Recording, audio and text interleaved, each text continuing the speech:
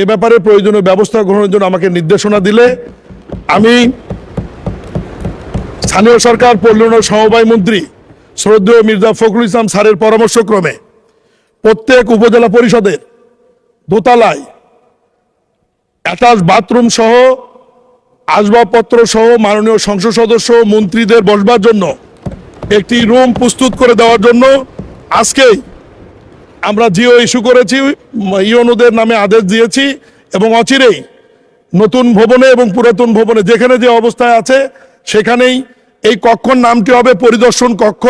কারণ মাননীয় সংসদ সদস্যের নামে রুম বরাদ্দর বিধান নাই, এই কারণে পরিদর্শন কক্ষ নামে এই কক্ষটি থাকবে।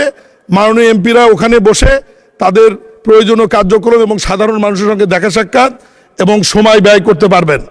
এবং উল্লেখ্য, কোনো মাননীয় সংসদ সদস্য যদি 2টি উপজেলা থাকে, 3টি উপজেলা থাকে, 4টি উপজেলা থাকে, সমস্ত উপজেলাতেই তারা অফিস থাকবে এবং বসতে পারবেন তারা।